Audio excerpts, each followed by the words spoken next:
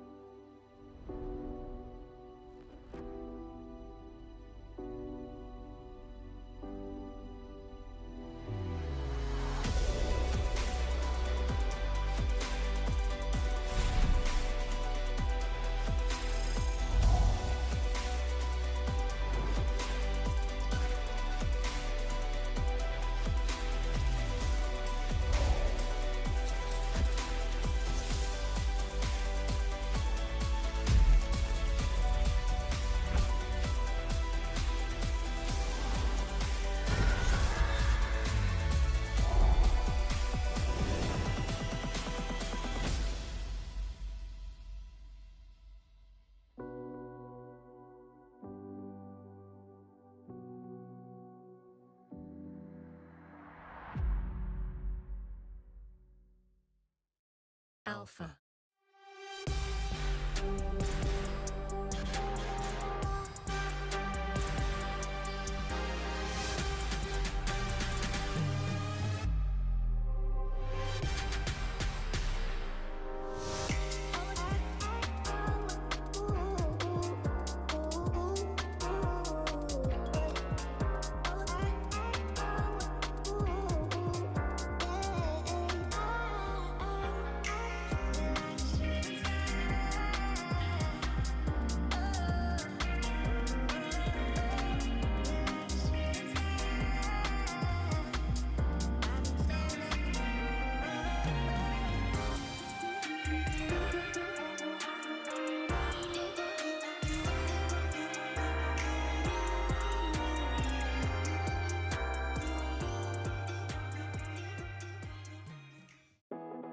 Meet Swit's latest RGBW panel innovations, the Van Gogh 70 and Van Gogh 100 LED panels. The Van Gogh series uses exclusive edge-mounted RGBW SMD LEDs, which results in an extremely thin 21mm LED panel that is fanless, making zero noise on set. The time division drive technology makes Van Gogh up to 60% brighter than its competitors in RGB mode. You can count on extreme color accuracy with a very high CRI and TLCI. Thinner, lighter, brighter and quieter. These are the Van Gogh Ultra Slim RGB W panels by Swit.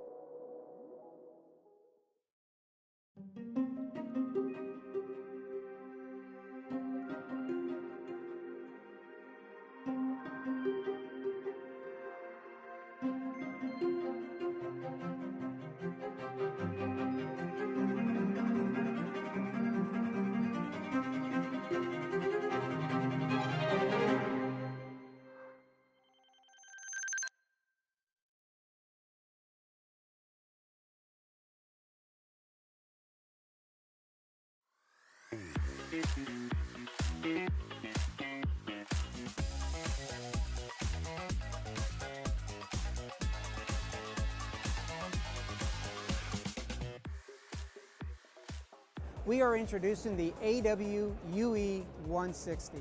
This is truly a groundbreaking PTZ. We have a newly developed 4K sensor, and this new sensor technology allows us the highest sensitivity within a PTZ on the market today. In addition, we're the first to introduce an optical low-pass filter built into the PTZ.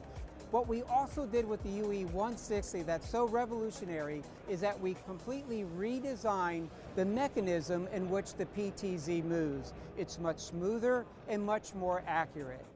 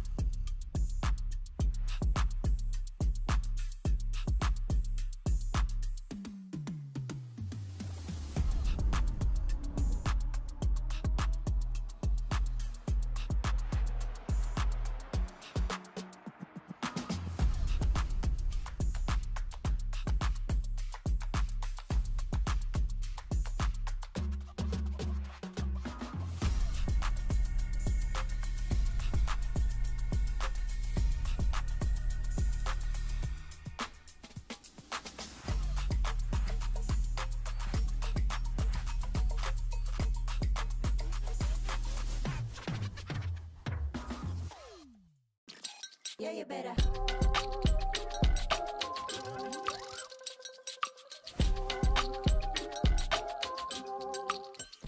Yeah, you better.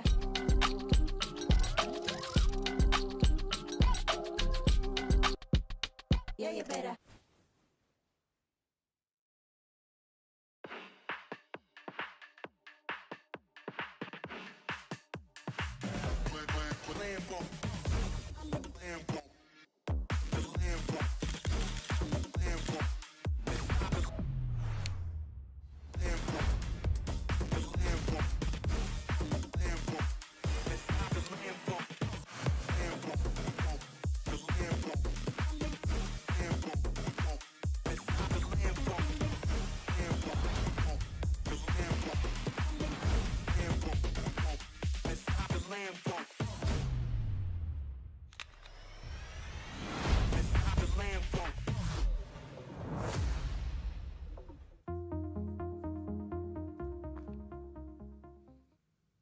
Hello everyone, welcome to ProAV TV. Thank you very much for joining us today for our stream with Blackmagic. I'm joined by Darren. How are you, Darren? I'm doing great, thanks. How are you doing, Carl? I'm all right. I'm looking forward to this one. I think this is going to be an interesting one. I mean, you bought a lot of kit Yes, with you. This is not our normal setup. It feels like you've literally taken everything that we use to make these live streams and just doubled all of it and put your own little version of it surrounding you. It's kind of a production within a production, a bit of inception going on. So yeah, all the stuff that I've got here is behind the camera as well. So it's good to see that you're doing it the same way that we do it as well. There is that. There is that.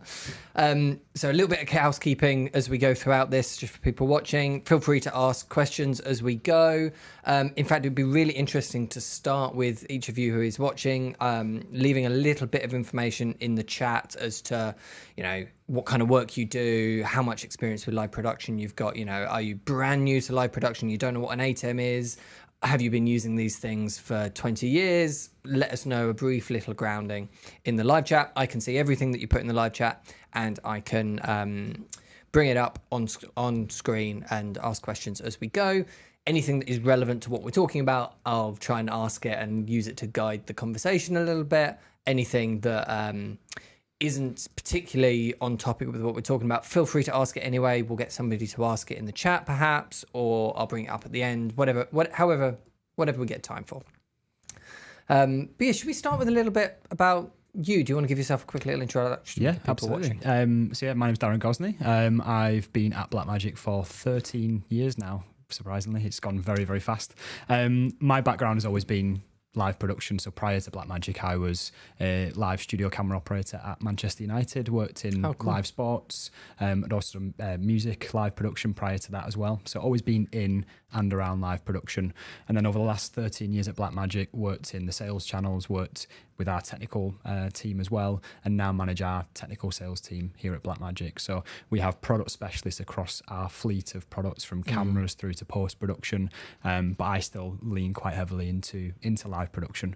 So you cover all of the areas, but your sort of focus really has always been live. Live is my focus primarily, and the guys that work within my team focus into cameras and focus into post-production. So if there are questions today that I can't answer, I've definitely got guys who can answer the questions. So yeah. Lovely stuff.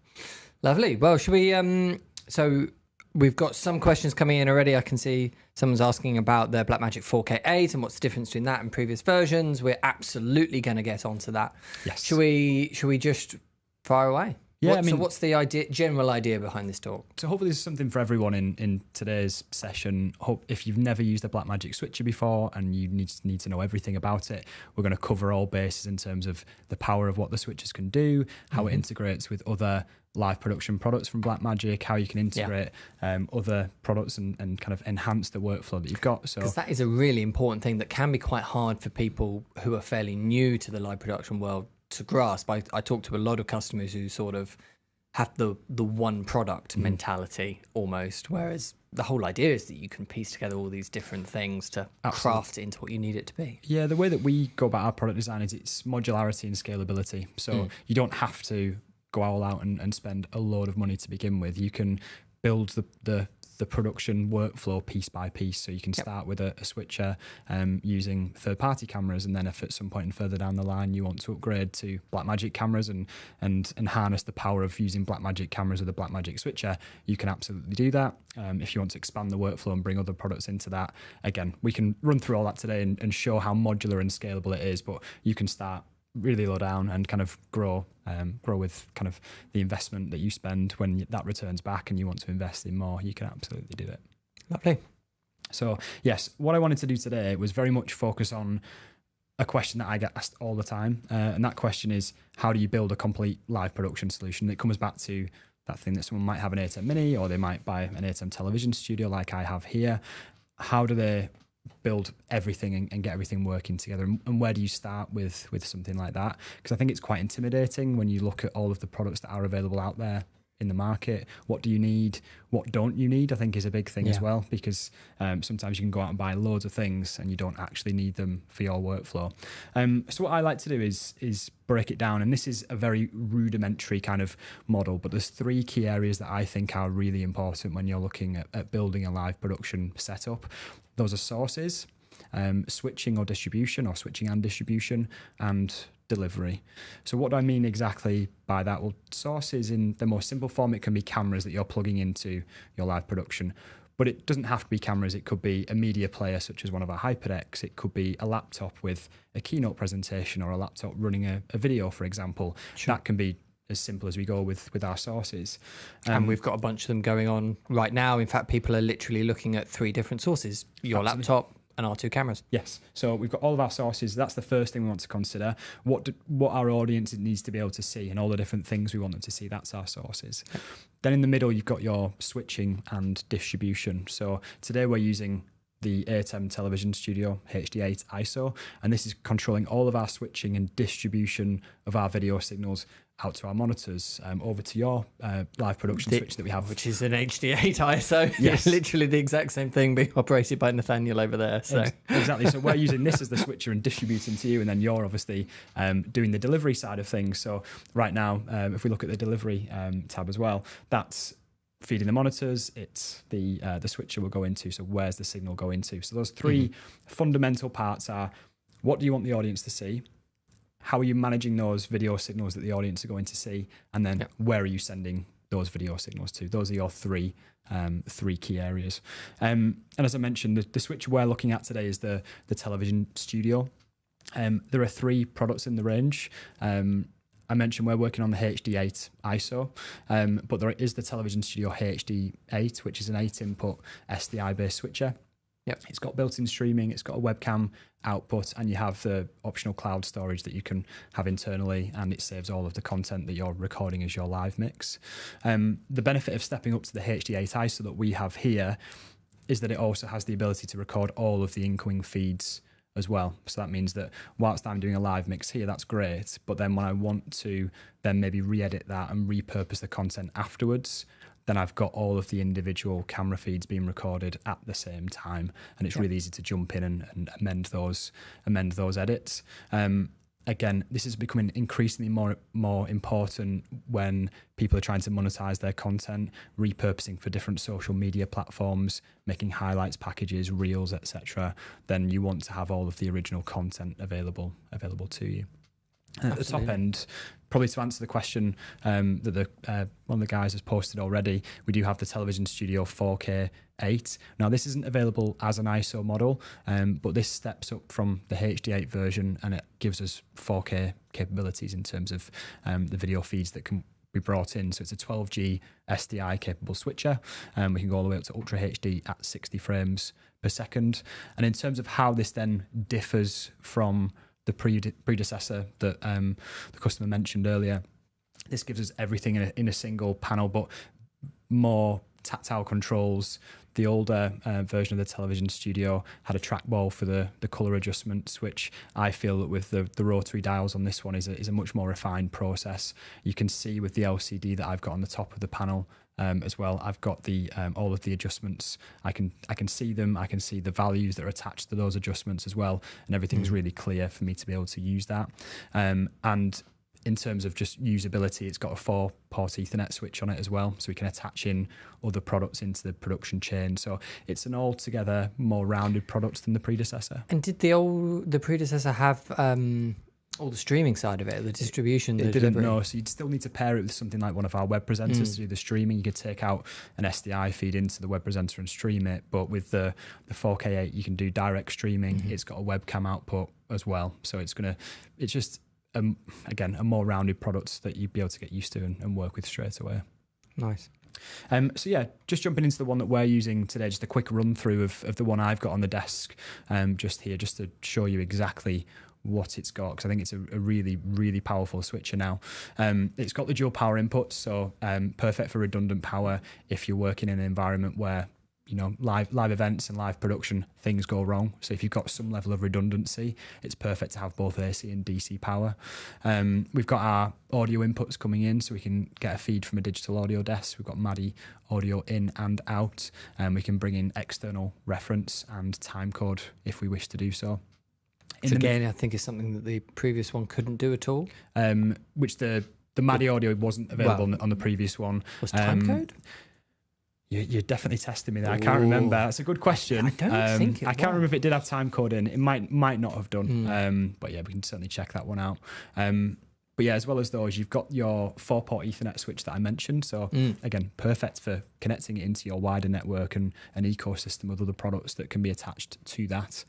Got USB-C connectivity, and that's dual as well, so we can connect webcam output to a streaming service, or we can connect an external drive, for example, and record media to a drive if we want to. We've got external talkback, we've got the remote control options, and then you've got all your SDI connectivity on here as well. Now, should we just clarify something which I've stumbled up with customers? a few times on is the row of 3G SDI program outputs. Yes. Because they're program outputs. They're not aux outputs and choosable outputs or loop throughs for the input below them or anything like that some other products might do. That's correct. So these are entirely program outputs on this one. So the idea behind this is if you are working with Blackmagic cameras, for example, you'd have them all coming into the inputs, and then you've got a dedicated program output to send to those cameras so that camera operators have access to the program return. They can see exactly what's live at that point in time, offer up a different shot, which is really useful in live environments to be able to see what's live. If your shot's a bit too similar, you can just give something a bit different for the director to have an option to choose over. But you're absolutely correct. Sometimes there's an assumption that perhaps these are loop outputs because they are directly above the input. But that's something just to clarify, it's not. We do have as you can see, two dedicated 3G SDI auxiliary outputs. So these are assignable. We can send what we want to those. So it could be the program, it could be the preview. We can even send the multi-view via those auxiliaries as well. And that's in addition to a dedicated multi-view output. So those auxiliaries are extremely flexible in terms of what they offer. And then next to that, you've got your audio control options. So you can bring in external RCA audio. You've got analog XLR audio inputs as well. And then you've got your talkback headset. So you can integrate talkback directly via that 5-pin XLR headset as well. So as you can see, really comprehensive input and output selection on there. And yeah, that's the one that we're working with on the production today. Sure. So as I mentioned, we want to run through the three key areas, those sources, the distribution and switching, and the delivery side of things. So in its more simple terms, what I'd like to do today is build it out step by step. So at some point, as we get towards the end, I'll let you know when the audience can pause it and take a screen cap of the overall workflow, because I think as we build it out, it becomes really useful to understand all of the different components that could be considered and be a good point of reference to refer back to. So, as I mentioned, we've got our studio cameras set up, and you can probably see them in the studio today. I've got one over my right-hand shoulder and one to my left. These are our kind of compact studio camera form factor. So for live production based cameras, these are a great option for anybody who's working in a fixed environment and perhaps already has access to maybe some photographic lenses. So these ones utilize EF glass. So if you've ever worked with kind of Canon DSLRs or similar, then you might have access to glass already, and that's what the lens mount is on these cameras.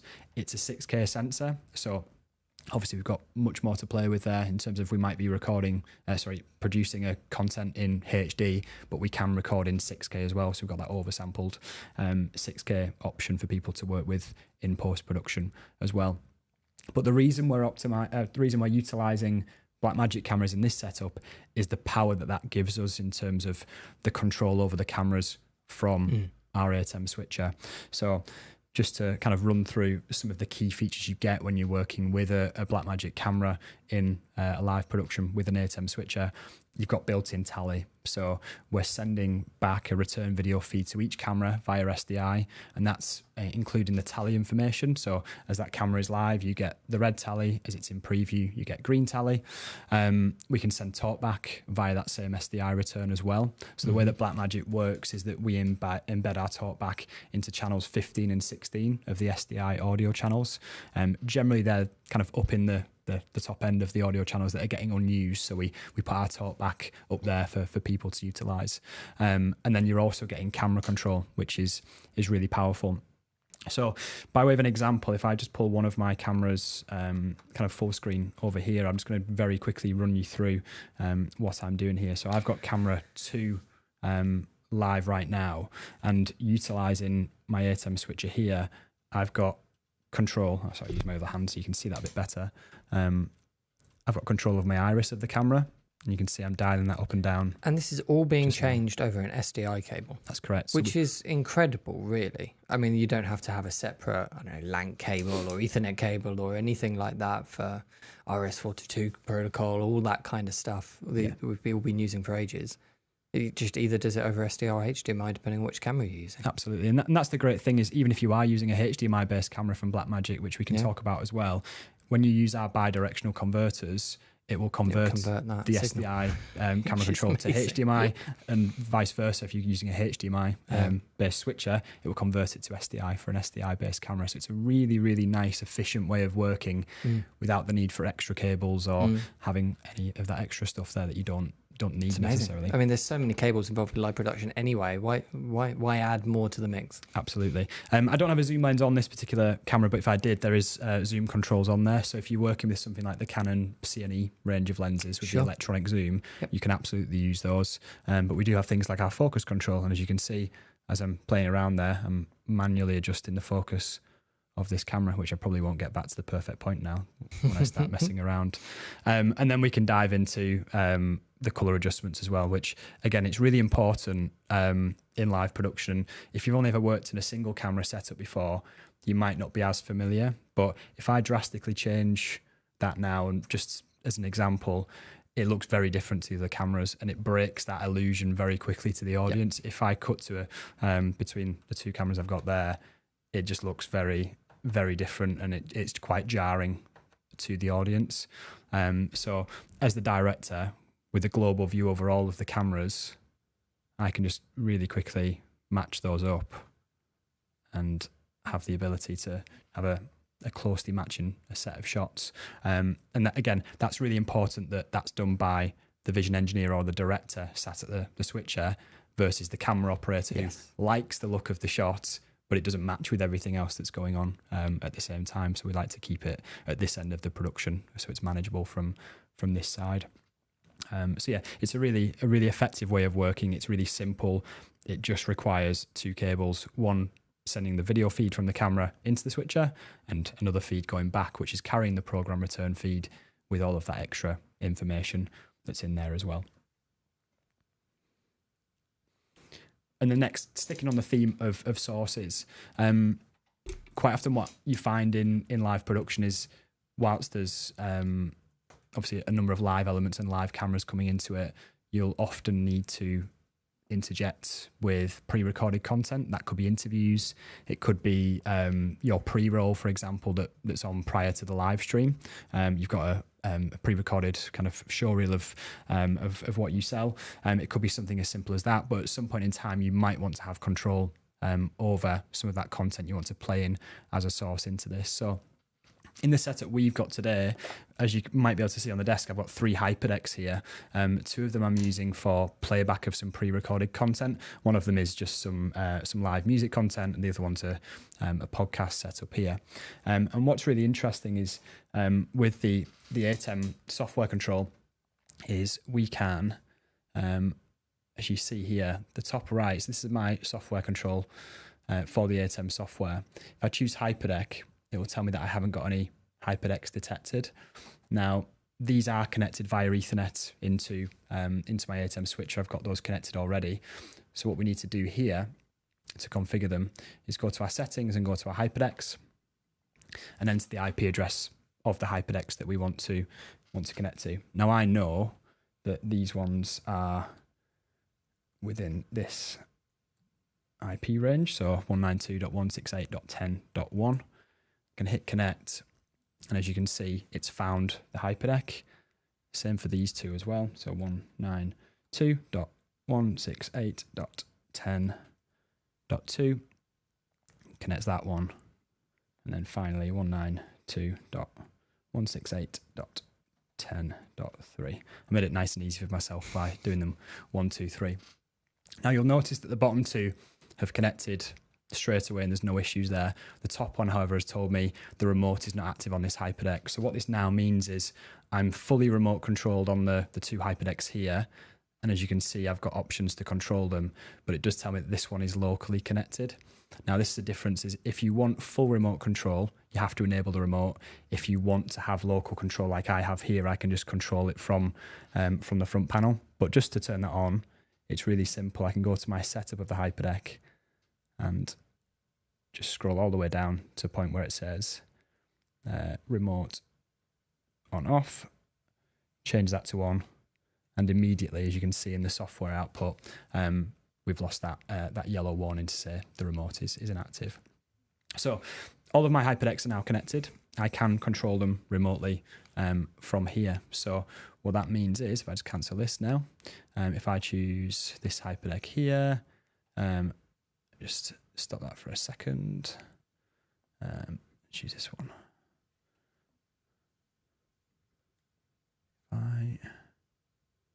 Oh, actually, I don't think I know why. I need to tell it which one I'm connected to right now. So I know that this one here is connected to input number 3. And I know this one is connected to input number 4 on here, and I can save these settings from here. And now I've got the full transport controls over these. I can auto roll them as well. Now what that means is that from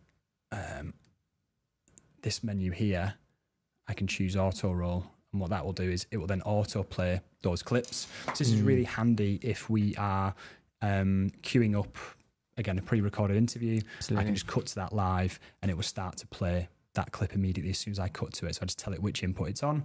I choose that input and it will start to play that straight away from there. So it's just a really nice, efficient way of triggering that playback from the switcher.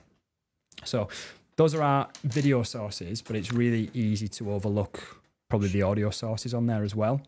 Should we, just before we move on from HyperDecks, I've got a question here from Video Editor Bloke, but should we start by just giving a couple of real world examples of what people might use HyperDecks for? Just because whenever we see them in demos, it's always doing sort of what we're doing here, which is rolling some pre-recorded content of people as if it's a live show. But of course, that's not really how people would ever use them in the real world. What do customers actually end up using HyperDecks for? Yeah, so I think you guys are a great example today. So all of your show reel at the top of the show, that could be running off of a HyperDeck played into your live production switcher. It is. Yeah, so that's example number 1. Number 2 would be we're in obviously in a conversation now. If I wanted to show you our ATEM show reel or an interview with somebody that's been pre-recorded, I can play that in as an extra additional source or VT source. Which would be when the auto roll would be really important. That's when auto roll becomes really important, because you can just queue it up, get to the point in the clip that you want to play it in from, and then just cut to that as a source, and it triggers it to play in immediately. So any pre-recorded VTs, any kind of top and tails for shows is a really nice way to effectively use them. And then also I'll come to it a little bit later on, but we can obviously use the HyperDecks as recorders as well. So if you wanted to record the entire content to give to your client immediately after the show finishes, that you hit stop and then you hand them an SD card, that's a great way to be able to distribute that content quickly in there. Video Editor Bloke's question was about running graphics. He says, to run graphics from a HyperDeck with an alpha channel to give a key, do you need 2 HyperDecks synced together, or can that be done with just a single unit? So it can be done with a single unit, but you wouldn't use our entry-level HyperDeck Studio HD Mini. So we've got a product called the HyperDeck Studio HD Plus, and that supports key and fill outputs. If you create a graphic with an alpha channel, that can be exported from Resolve with an alpha channel or your application of choice. You can bring that media into the HyperDeck and play it out of the 2 separate outputs, and then that would take up 2 inputs on the switcher, 1 for key and 1 for fill to play that in. Gotcha. So 1 HyperDeck, but two inputs on the switcher if you're doing it that way. Obviously, we do have graphics capability built into the ATEM switcher for still graphics and animated graphics with a limited number of frames. But if you want extended graphics, then HyperDeck is a great choice for that. Brilliant. Chris, would you be able to find that on the ProAV website, that specific HyperDeck, and just put it in the chat? That would be amazing. Thank you. We'll put it in that specific one for the graphics in the chat for you. Cool. Okay, so we were just moving on to audio. We were moving on. Yes. So the next thing to just add in there, obviously we have the ability to work with embedded audio or external audio with the ATEM switcher. I showed the back of the ATEM earlier, and you've got all of the SDI feeds, you've got the MADI audio inputs, you've got the XLR audio inputs, and the stereo RCA. Just for the sake of this diagram, I've attached the microphones to the camera so they can come in as embedded sources.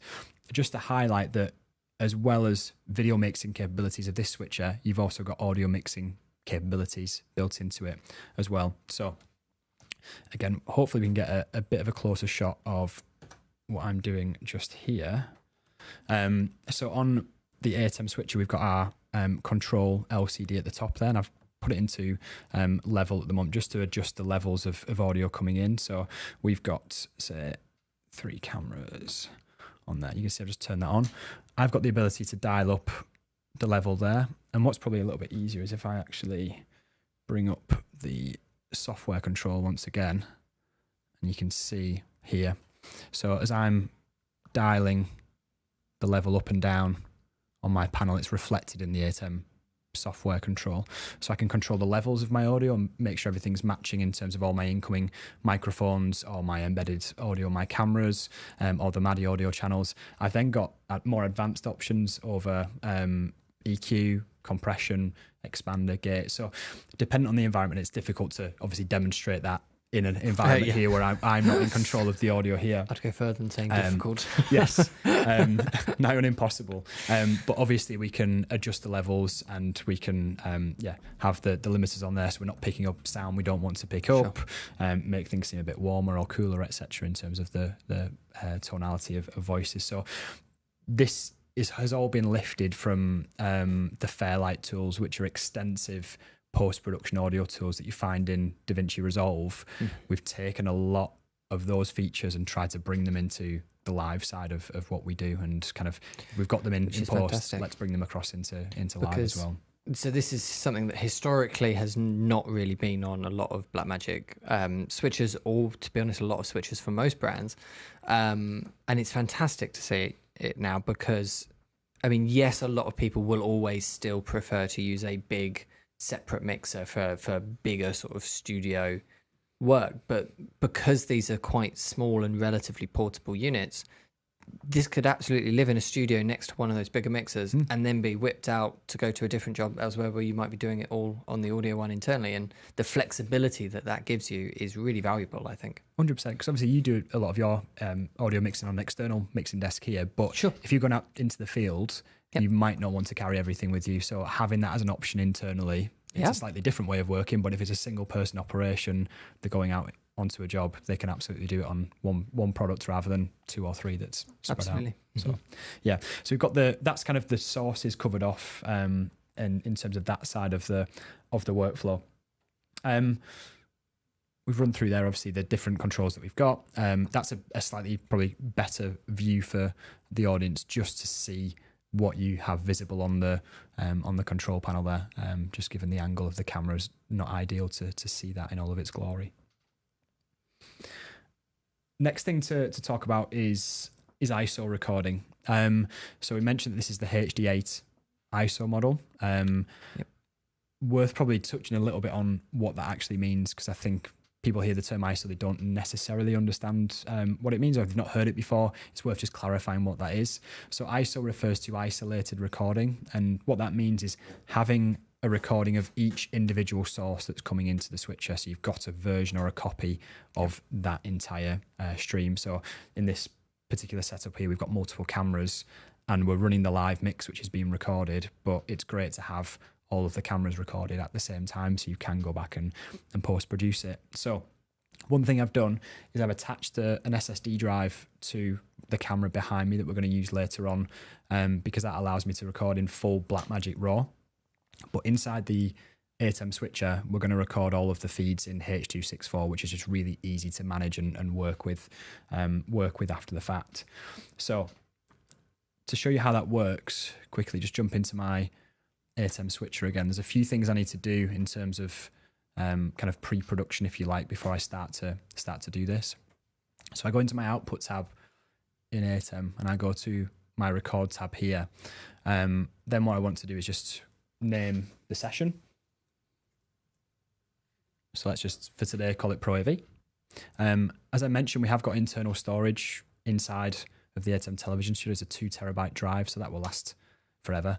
And if we don't want to use that one, if I had an external drive attached via USB, that would also appear in the drop down. I could use that as my drive instead. But for today, we're using the internal drive. The next thing we want to do, just for running through how it works, is check the display status box. As you see, if I turn that on and off, within the software, you can see exactly how much recording time is left. I also want to record in all cameras. So this is recording the Blackmagic RAW to the SSD drive, and I want to ISO record all the inputs. This is telling the ATEM that everything that's coming in, record all of that. And then we've got two options here. We can either hit record in the software, or you do have a record button on the top of the panel as well, which is hidden a little bit by the mic stand, but we have got a record button just on this side over here. But just so everyone can see it, we'll hit record there, and now we're recording everything that's coming into the switcher. So what that means is, as I'm mixing between cameras now, I'm cutting between different cameras, transitioning between, all of the feeds are being recorded, as well as that program mix that I'm recording just there. So everything I do is being recorded. As you can see as well, probably, to indicate that that's happening on the camera, if I cut away from that for a second, you can hopefully see there's an orange tally light on that one, which is kind of our third tally light. Red for live, green for preview, and orange indicating that it is recording to the SSD at that point in time. So everything's happening there. If I now stop that recording,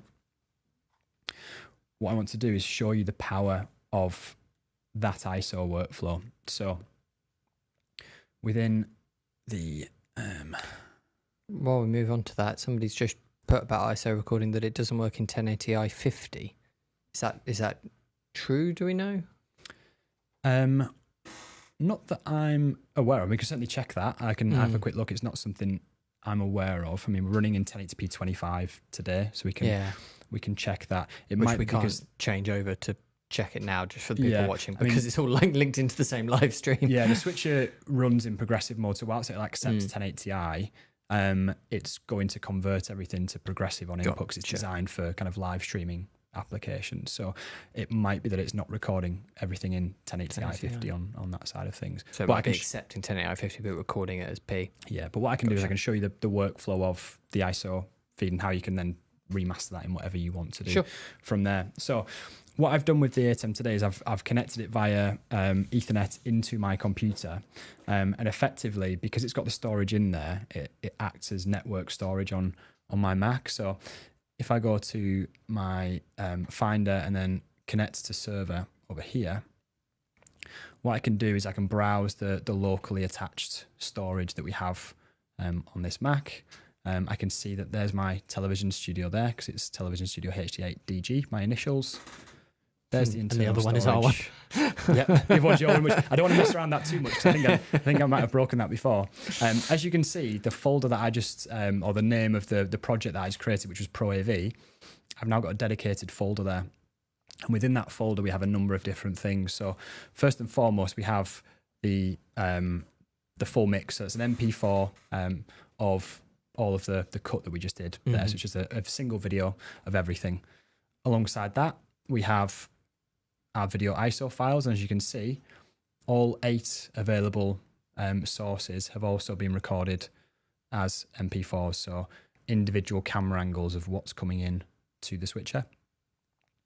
We've also got audio source files, so all of the embedded camera audio, all of the MADI audio has been recorded in there as well. And if we had used graphics, which I forgot to use, graphics would also be listed in there too.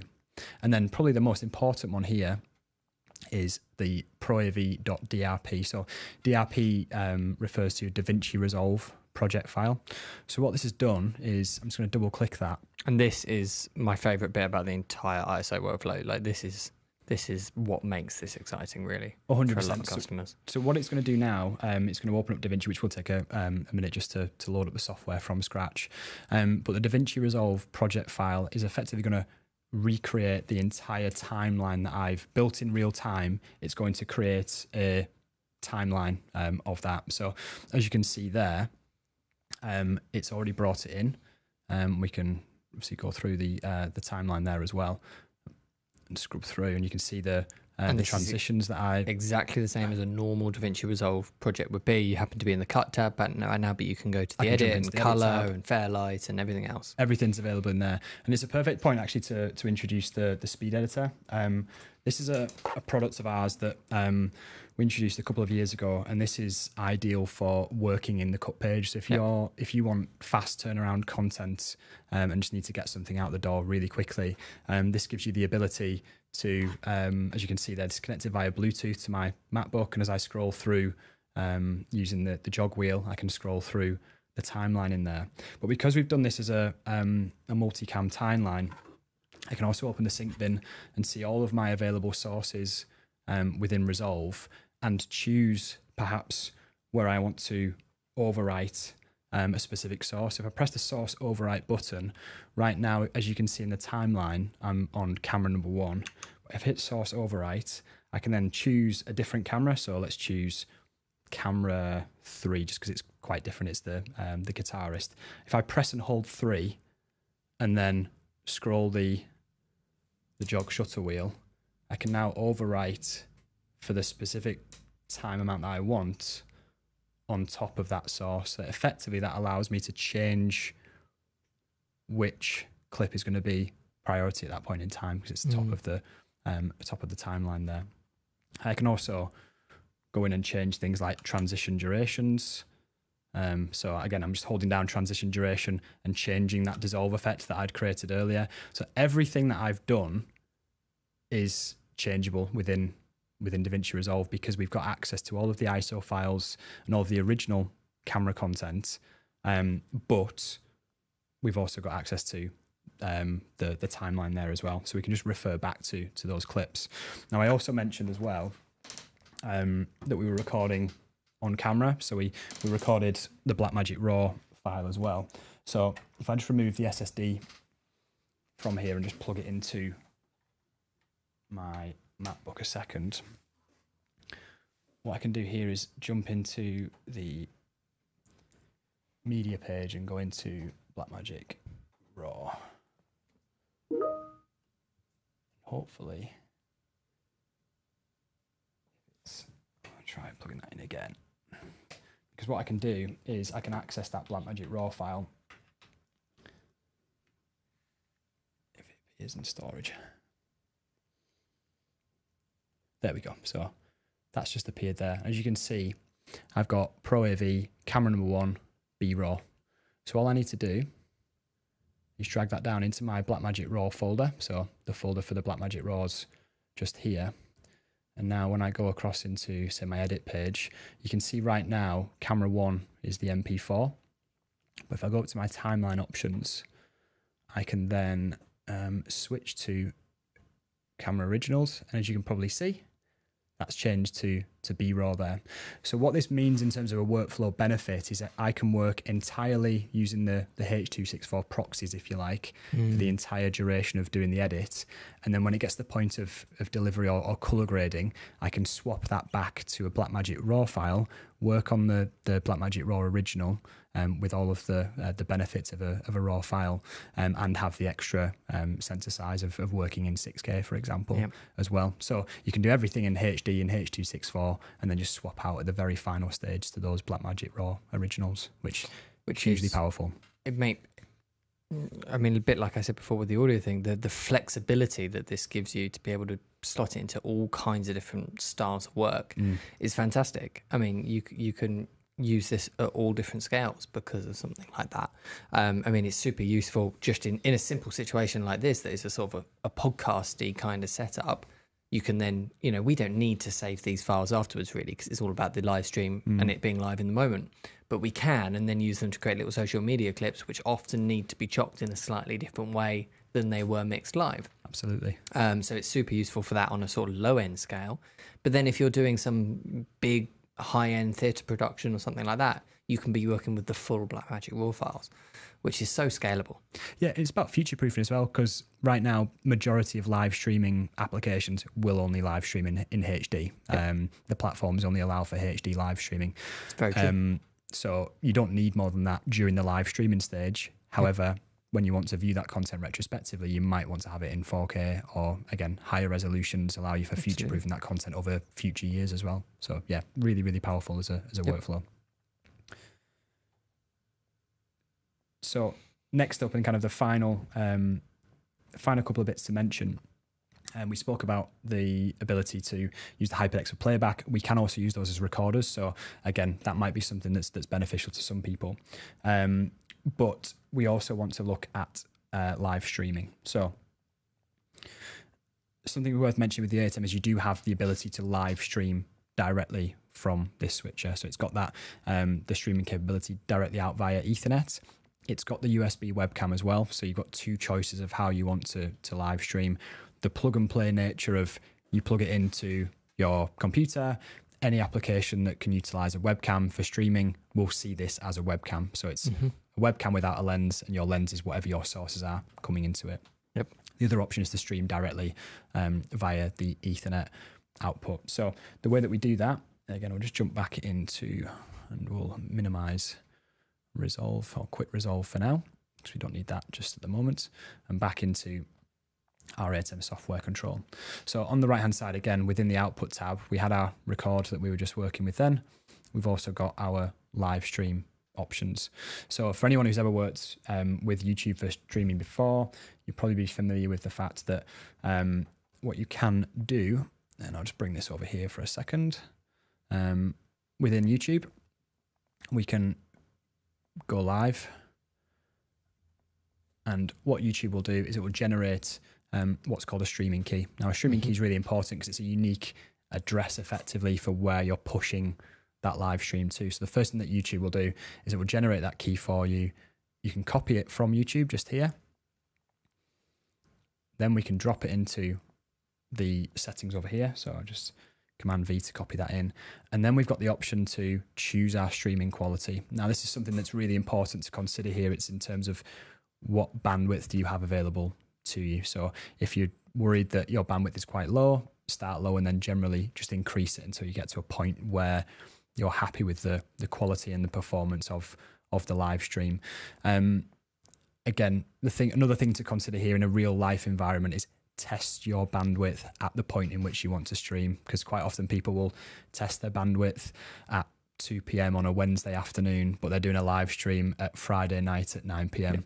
and then you're using bandwidth which is shared by a lot more people, and it's gonna get really tricky really quickly. So test it at the point in which you know you're going to do a live stream. And does it tell you what the actual data rate is on those? Yes. So if we start to stream there, it will give you a data rate. So gotcha. And there's a really handy guide as well within the ATEM manual, which gives you those data rates per the different setting as well. Gotcha. And that varies based on what video format you're working in as well, because if you got higher frame rate means higher bandwidth, nice. And you can roughly kind of calculate it based on doubling up. Yeah, I've always given myself a very rough rule of thumb that I measure what my sort of speed test online is saying my bandwidth is, half it, and set my data rate to that for a stream. It's a safe bet because bandwidth will fluctuate over time, so you just want to make sure that you're never kind of creeping up to the edge, because you can. And you'll always be doing something else with the internet as well, even in an empty house or whatever. Exactly.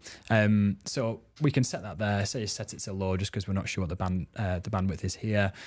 We can display status, and again, this is where you'll get the bandwidth at the bottom here, the data rate, sorry, at the bottom here, which tells you what we're doing, and then we simply hit on air, and as you can see, we'll start to go on air. I won't go on air here because I don't want to saturate the bandwidth here in the office, but you can see the data rate just at the bottom.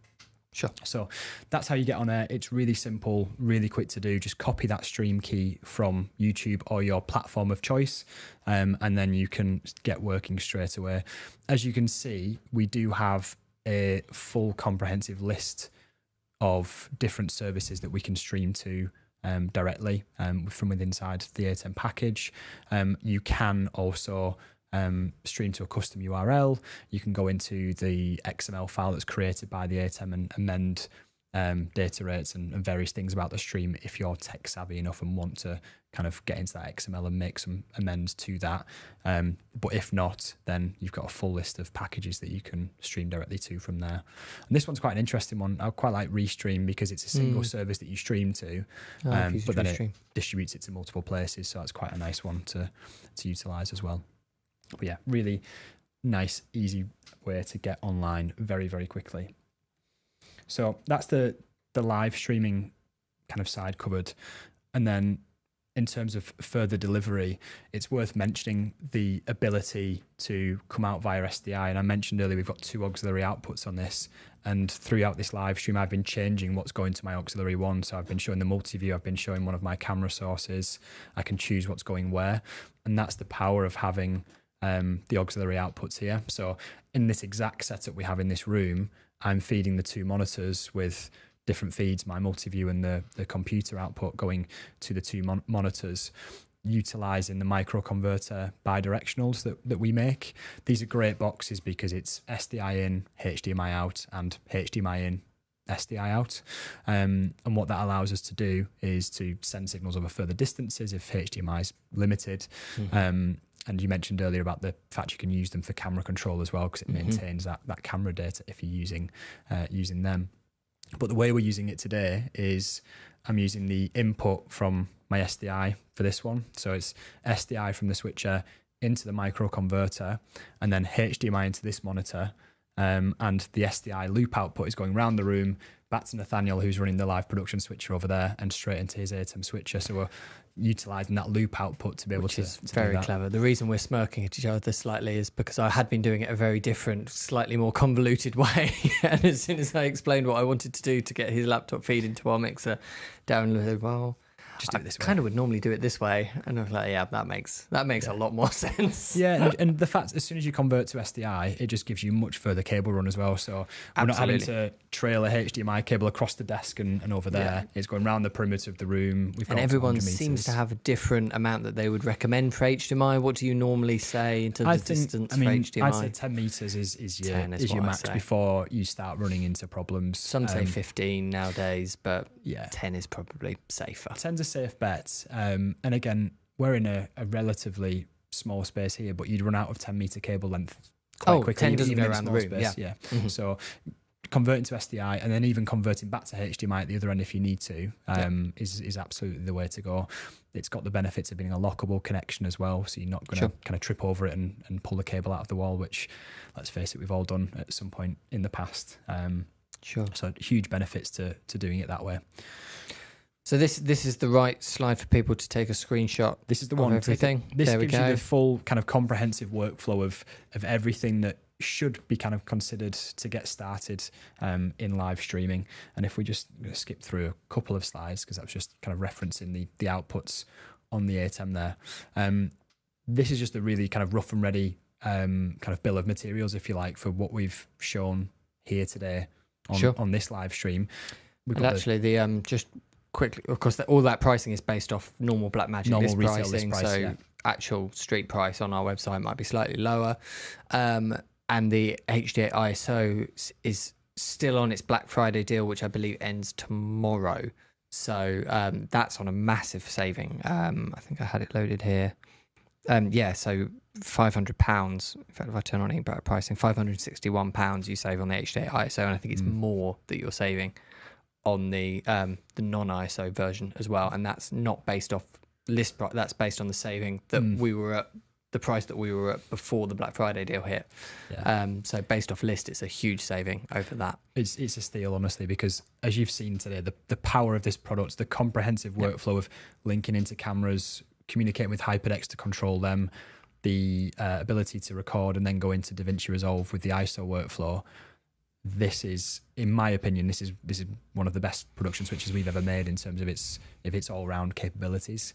Now, obviously, just bearing in mind here, we've not factored in the cost of lenses or tripods and cables and stuff there, but which obviously ProAV can help. If anyone's watching, ProAV can easily help with all of those areas. But yeah, this gives you a good idea of what your investment in the Blackmagic equipment would be. And again, you don't need all of that, so it might be that you don't want 3 HyperDecks. You might only have 1 pre-recorded source that you want to control and play in. You might not be recording a secondary output to a HyperDeck, so you might only need a single HyperDeck in that case.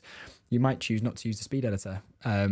Completely up to you. Now, what I would say on the speed editor side of things is, if you're going to buy a DaVinci Resolve Studio license for a very small amount more, you can buy a speed editor which includes a DaVinci Resolve Studio license. So if anyone's ever looking at, shouldn't buy the Studio license, if you're going to do it, buy the speed editor, which includes it for a small or amount one more. of the small resolve panels, or or they the all Blackmagic resolve it. Cinema cameras as well. If you're a True. Blackmagic Cinema camera user, True. you might even not have realised there's a studio license in the box floating around there somewhere. is that. Yep. Happens all the time. Yep, there is that. So we have got quite a few questions coming in, some which are sort of troubleshooting, some which are product suggestions.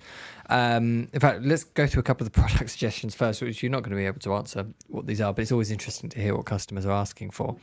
Lucio is saying it would be great if Blackmagic created PTZs to provide this type of control and flexibility that you're getting through the normal camera control remote from ATEM panels, which would be fantastic.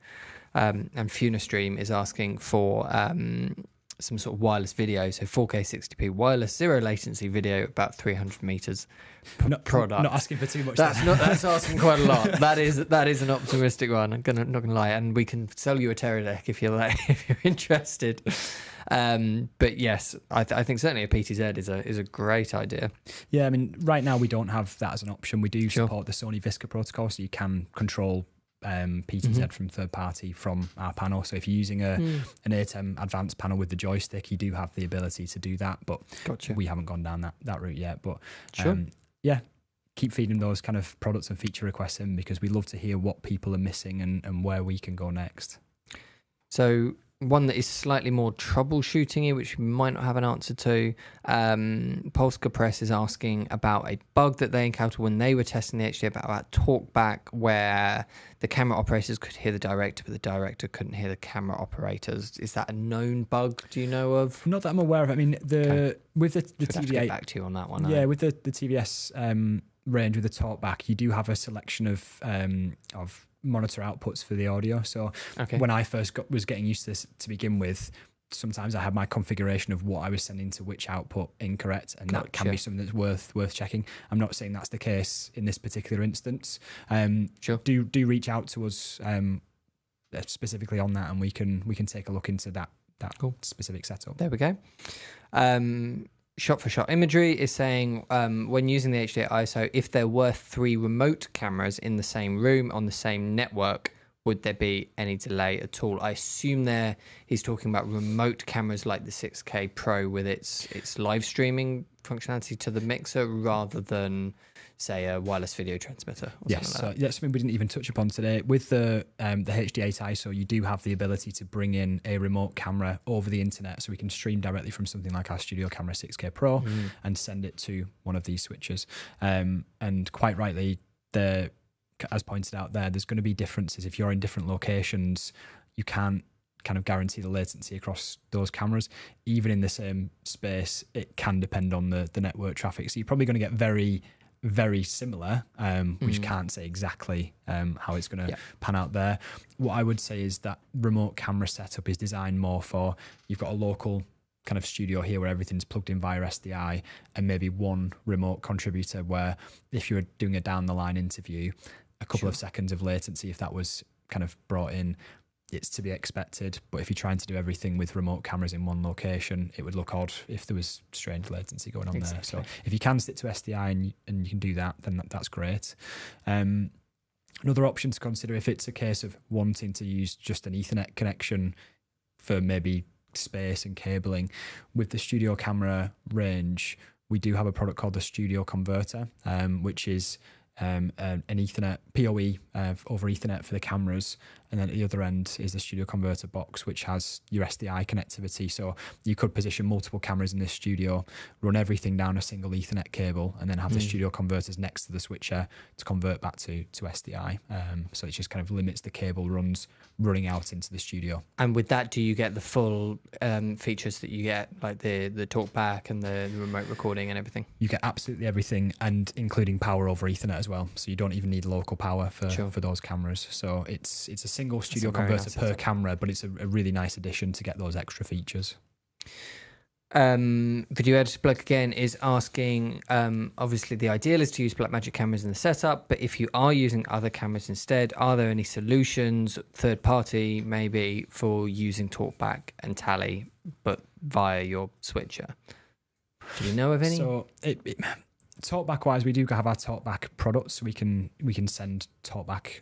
It's a separate standalone product, SDI in from your Blackmagic switcher, and then optical fiber running to over a distance and then converts back at the other end. So there's options with that. The ATEM camera converter, which sits at the camera end there, does have a small tally light on that. So that's a possibility to use something like that. If you're looking for something maybe perhaps more comprehensive with more feature set, there are other manufacturers, third parties out there that are creating specific boxes to work with that. Scarhoy is a good manufacturer to start with because they do a lot of work around creating solutions for Blackmagic products as well, and expanding the use of that when working with third parties. Very nice. CM Production House is saying, would it be possible for remote control, possibly link / control the switcher via an iPad app? I see. So basically controlling the switchers themselves, I guess either ATEM minis or HD8s, via an iPad app rather than locally on the unit. So not from Blackmagic, we don't have our own ATEM control app for iPad. Again, there are third parties out there. I think there's a company with an app called Strata, I believe, that's done an ATEM control app for iPad. Obviously, the limitation you've got when working with iPads is the need to have Wi-Fi set up on there. If that Wi-Fi connection dies, then you've lost the control of the switcher. So for something as kind of important and crucial as a live production setup, we prefer it to be a wired connection into the switcher where possible to control it. We do have it on things like our video hubs. They've got the iPad app for that, but with a video hub, it's kind of less mission critical. If you can't access it immediately before the production, you're setting it up. Exactly. Yeah. Very cool. And Kezel has asked, I have an ATEM Mini Extreme SDI and currently using non-Blackmagic design cameras, but I'm considering switching to Blackmagic and I'm undecided between the studio cameras or the Ursa broadcast cameras. Do you have any advice? Yeah, I mean, it really depends. It's horses for courses. It's what do you need the camera to be able to do. If you're in a fixed setup like we are in the studio here, the studio camera is perfect because it's relatively small form factor. You've got a nice big viewfinder on the back, so for operation it's really good. From across the room, Nathaniel can probably see the back of this camera and see what's there and can drive it there as well. So for that fixed operation, it's great. If you think you're going to be more out in the field, perhaps need to use longer lenses, B4 lenses, for example, then the Ursa Broadcast is a more obvious choice to go down that route. You can have it shoulder mounted, you can have it on a tripod. The ability to swap out the lenses on that is really powerful as well. So quite often with the Ursa Broadcast, a big consideration is how much time is a camera going to be on the shelf and how much time can it be making money. With the Ursa Broadcast, you can be shooting live productions with B4 lenses, and then when the live production's finished, remove the mount, put an EF mount on there, get a really nice cine lens on that and go and shoot some really stylized maybe interviews or other content with that same camera. So it's never sat on the shelf collecting dust. It's always out working on content. Yeah, you could turn it into a regular Ursa Mini Pro basically. Absolutely, yeah. And also in a multi-camera situation, you can absolutely use a mixture of both. Yeah, I mean, if you think, oh well, we want one Ursa broadcast to be taken out in the field, but we don't need all Ursa broadcasts because it's the same 6K sensor across the 6K Pro at least and the Ursa Broadcast G2, then they match really nicely side by side in that environment. So you could have a mixture of studio cameras and one Ursa broadcast, or the opposite way around. Are there any particular features on each of the cameras that would push you one way or the other apart from the B4 mount? Again, it's really dependent on what you need. So with the Ursa Broadcast, you've got the ability to add on the ENG kit and have more things attached to it, whereas there's less kind of mounting options available with the studio camera. Again, with this one, you've got the studio converter ability with the power over Ethernet. So if you need that kind of workflow, that's great.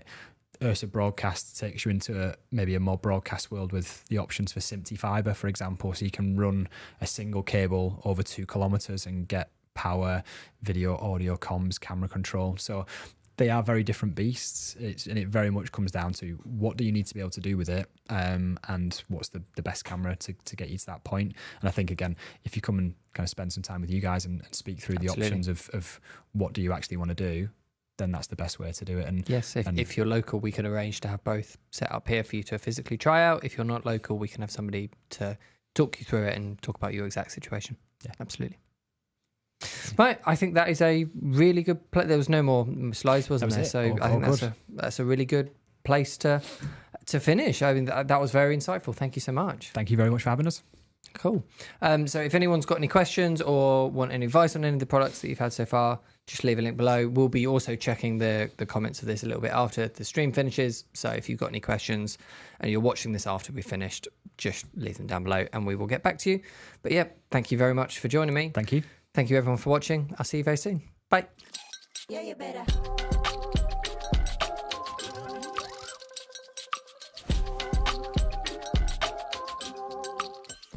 Yeah, you better.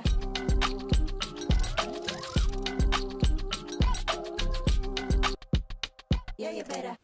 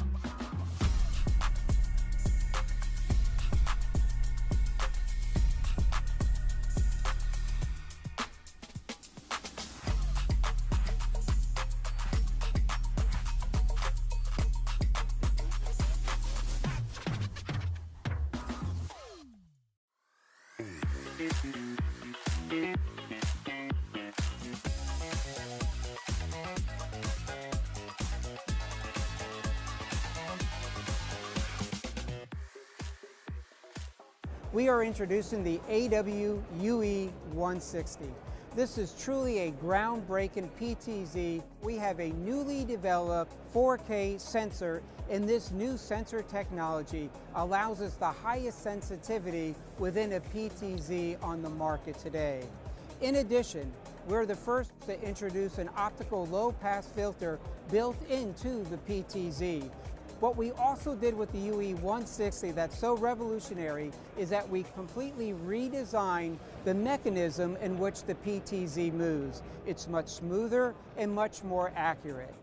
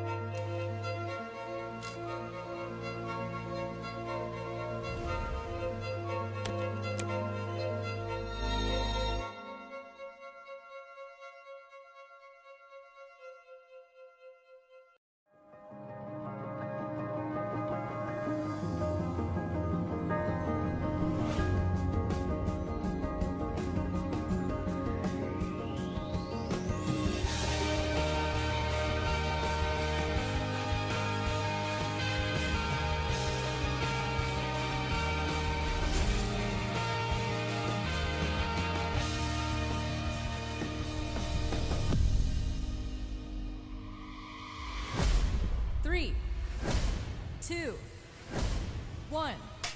Action.